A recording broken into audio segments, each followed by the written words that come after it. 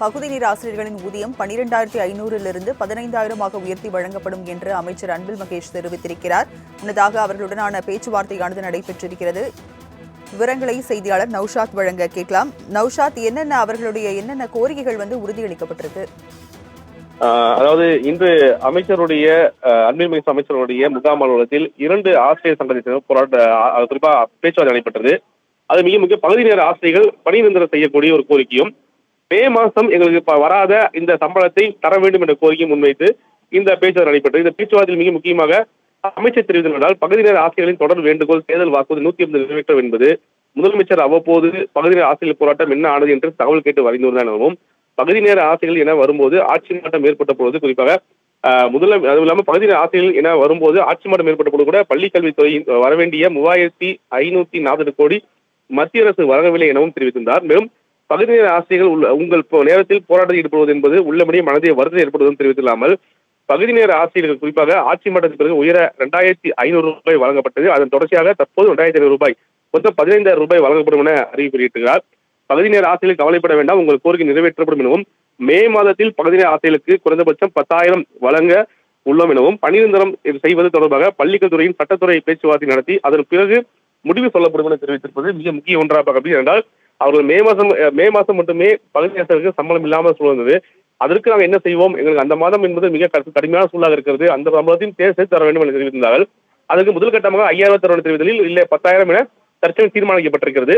அதுவே சம்பள உயர்வும் வழங்கப்பட்டு 15,000 ரூபாய் வழங்கப்படும் என தெரிவித்திருப்பது மிக முக்கிய ஒன்றாக பார்க்கப்படுகிறது. ராஜலட்சுமி, விவரங்களை வழங்கியதற்கு நன்றி நௌஷாத். ஆட்சி மாற்றம் ஏற்பட்டதிலிருந்து நம்முடைய பகுதி நேர ஆசிரியர்கள் தொடர்ந்து அவர்கள் வைக்கக்கூடிய இந்த வேண்டுகோள் என்பது இந்த 189 பற்றி அவங்க தொடர்ந்து வைத்தது நம்ம அனைவருக்குமே தெரிந்தது தான். இன்றைய காலை கூட நம்முடைய மாண்புமிகு தமிழ்நாட்டுடைய முதலமைச்சர் தொடர்ந்து ஒட்டுமொத்த தமிழ்நாட்டு மக்களுக்காக பொங்கலுக்கான வாழ்த்து செய்தியை சொல்லிய பிறகு நானும் நம்முடைய மாண்புமிகு துணை முதலமைச்சரும் அவருடைய இல்லத்திலே சந்தித்த பொழுது அவர்களை பார்த்து கேட்கும்போதெல்லாம் கேட்கக்கூடிய கேள்வி, பகுதி நேர ஆசிரியர்களுடைய போராட்டம் என்ன ஆனது, இடைநிலை ஆசிரியர்களுடைய போராட்டம் என்ன ஆனது, அது சார்ந்து என்னென்ன பேச்சுவார்த்தையெல்லாம் நடந்தது என்று அவர்கள் கேட்டபொழுது நாங்கள் சொன்னோம், தொடர்ந்து இந்த 4 வருடமாக நம் மீது வைத்திருக்கிற நம்பிக்கையின் அடிப்படையில் தான் ஒவ்வொரு முறையும் அவர்கள் போராட்டத்தில் இருக்கும் பொழுது அவர்களை அழைத்து பேசும் பொழுதெல்லாம் பல்வேறு கருத்துக்களை நம்மிடம் வைப்பது வழக்கம். அது அவருடைய உரிமையாக நம் மீது வைத்திருக்கின்ற நம்பிக்கையாகத்தான் அதை நாங்களும் பார்த்து கொண்டிருக்கின்றோம். ஆனால் தான் பகுதி நேர ஆசிரியர்கள் என்று வரும்பொழுது முதல் முறையாக நாம் ஆட்சி மாற்றம் ஏற்பட்ட பிறகு, ஏன்னா ஒரு 5,000 ரூபாயில் தான் அவங்க பணிக்கே சேர்ந்தாங்க. ஆனால் தொடர்ந்து இன்றைக்கு அது 12,500 ரூபாயாக, அதாவது 2,500 ரூபாயை நாம் உயர்த்தி அது 12,500 ரூபாயாக அது வரைக்கும் இன்றைக்கி வந்தபொழுது இதை வைத்து எங்களால் எப்படி குடும்பம் நடத்த முடியும் என்கின்ற அளவிற்கான அவருடைய நியாயமான கோரிக்கை. உங்களுக்கே தெரியும், நம்முடைய SSA ஃபண்ட் என்று வரும்பொழுது நம்முடைய ஒன்றிய அரசு நமக்கு வழங்க வேண்டிய ஃபண்டு 60:40 ரேஷியோ பல்வேறு காரணங்களில் சொல்லி இதில் கையெழுத்து போட்டால் தான் பணம் தருவேன், அதில் கையெழுத்து போட்டால் தான் பணம் தருவேன் என்று சொல்லும்பொழுது 2 வருஷமாக நம்மளுடைய பள்ளிக்கல்வித்துறைக்கென்று வர வேண்டிய ஏறத்தாழ 3,548 கோடி ரூபாய் இன்னும் நமக்கு வராமல், அந்த 3,548 கோடி என்று வரும்பொழுது அதை அரசாங்கமே ஏற்றுக்கொள்ளும், உங்களுடைய கொள்கை முடிவுக்கெல்லாம் நாங்கள் கட்டுப்பட மாட்டோம் என்று நம்முடைய தமிழ்நாட்டு முதலமைச்சருடைய அந்த உறுதி. எது எப்படியாக இருந்தாலும் நம்மை நம்பி வருகை தந்திருக்கின்ற ஆசிரியர் பெருமக்களாக இருந்தாலும் சரி, அதன் மூலம் பயன்பட்டு கொண்டிருக்கின்ற மாணவ செல்வங்களுக்கும் நிதியை அரசாங்கமே அதை ஏற்றுக்கொள்ள வேண்டும் என்று சொல்லும் பொழுது கூடுதல் ஒரு நிதி நெருக்கடியாக, கூடுதல் ஒரு செலவினமாகத்தான் அது இருந்தது என்று சொன்னாலும், நம்மை நம்பியிருக்கக்கூடிய பகுதி நேர ஆசிரியர்களுக்கு நம்மால் முடிந்தே நாம் செய்தாக வேண்டும்.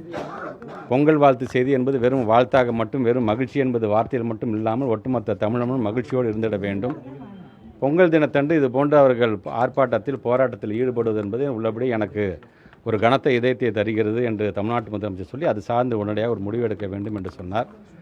அதனால் தலைமைச் செயலகத்துக்கு உடனடியாக என்னையும் அழைத்து கொண்டு அங்கே இருக்கின்ற அதிகாரிடம் பேசிய பொழுது அடுத்த கட்டமாக நம்ம என்ன செய்யலாம் என்று சொல்லும் பொழுது நான் எடுத்து சொன்னேன், அவர்களை பொறுத்தவரைக்கும் எங்களுக்கு முழு நேரம் என்பதை உறுதிப்படுத்திட வேண்டும், எங்களுக்கான பணியை நீங்கள் உறுதி செய்திட வேண்டும் என்பதுதான் அவருடைய முதல் கோரிக்கையாக இருக்கிறது என்று சொல்லும்பொழுது அது சார்ந்த அதிகாரிகள் ஒரு சில பேர் ஒரு சில கருத்துக்கள்லாம் எங்கள் எடுத்து சொன்னார்கள். கண்டிப்பாக இத்தனை ஆண்டு காலம் பணியாற்றியவர்களோ அவர்களுடைய அனுபவம் வாய்ந்தவர்கள் ஏதோ ஒரு விதத்தில் நம்ம அவங்களை அப்சர்வ் பண்ணி தான் ஆக வேண்டும். அதற்கண்டு இப்போ இவங்களும் பார்த்திங்கன்னா நிறைய மாநிலத்தினுடைய தீர்ப்புகள்லாம் எங்களிடம் காமிச்சிருக்காங்க. எங்களுக்கும் அதற்கான கருத்துக்கெல்லாம் எடுத்து சொல்லும் பொழுது அந்த கருத்தை நாம் எப்படி பின்பற்றலாமா, அது சார்ந்து நாம் பின்பற்றும் பொழுது முழு நேரம் என்று வரும்பொழுது முழுமையாக இவர்களை நாம் பணியில் ஏற்றுக்கொள்ளும் பொழுதும் அது சார்ந்து நமக்கு வேறாச்சும் சட்ட சிக்கல்கள் வருமா என்கின்ற விதத்தில் சொன்னபோது அவங்க சொன்னாங்க, சார் எங்களை விடுங்க சார், உங்களோட லா டிபார்ட்மெண்ட்டை நாங்கள் உட்காந்து எங்களுடைய கருத்துக்களை சொல்லியிருக்கேங்கன்னு சொன்னாங்க. அதுக்காக மீட்டிங்கும் கண்டிப்பாக நாங்கள் அரேஞ்ச் பண்ணுவோம். ஸோ இடைக்காலமாக இந்த போராட்டத்தை அவர்கள் முடிவு செய்து முடித்து அவர்கள் ஊருக்கு நீங்கள் மகிழ்ச்சியாக சென்றிட வேண்டும் என்பதற்காக ஆட்சி மாற்றம் ஏற்பட்ட பிறகு எப்படி 2500 ரூபாய் நாம் உயர்த்தி அது 12,500 அதை மாற்றினமோ, இப்பொழுது கூடுதலாக மீண்டும் ஒரு 2,500 ரூபாயை உயர்த்தி அதை 15,000 ரூபாயாக நாம் உயர்த்திட வேண்டும் என்கின்ற அந்த ஒரு முடிவை இன்றைக்கி நம்முடைய தமிழ்நாட்டுடைய முதலமைச்சர் அறிவித்திருக்கிறார்கள். ஆக அதோடு சேர்ந்து இவர்களுடைய கோரிக்கை என்பது ஒரு 200 குடும்பங்கள் இதுவரைக்கும் மறைந்தே போயிருக்கிறார்கள். அந்த குடும்பம் சார்ந்தும் நீங்கள் ஏதாச்சும் நீங்கள் செய்திட வேண்டும் என்கின்ற கோரிக்கையை வைத்திருக்கிறார்கள். அதை நம்முடைய தமிழ்நாட்டு முதலமைச்சருடைய கவனத்துக்கு கொண்டு சென்று, ஏன்னா அவர்களும் எங்களுடைய ஆசிரியர் இனம்தான், எங்களுக்காக உழைத்த இனம்தான். அந்த 200 குடும்பங்களுக்கு நம்மளால் என்ன செய்ய முடியும் என்பதையும் அதை கடந்து ஆலோசித்து அந்த முடிவை நல்ல முடிவை நாங்கள் எடுப்போம் என்ற நம்பிக்கை எங்களுக்கு இருக்கின்றது. அதேபோன்று மருத்துவ காப்பீடு என்று வரும்போது நம்ம ஏற்கனவே 2 ஆண்டுகளுக்கு முன்பு அதை அறிவித்திருக்கணும். அதுக்கான நடைமுறை எப்படி இருக்குது என்று கேட்டார்கள். இன்றைக்கி அது சார்ந்தும் நம்முடைய தமிழ்நாட்டு முதலமைச்சர் முன்பு நாங்கள் விவாதத்தில் ஈடுபட்ட பொழுது அது நம்முடைய அரசு ஊழியர்கள் சார்ந்து என்ன நம்ம ஒரு மருத்துவ காப்பீடு இருக்கணும், அதே இதில் இவங்களையும் நம்ம அப்சர்வ் பண்ணிக்கலாம், அதுக்கான பணியை நாம் உடனடியாக அதை தொடங்கி விடலாம் என்றும் சொல்லியிருக்கிறார்கள்.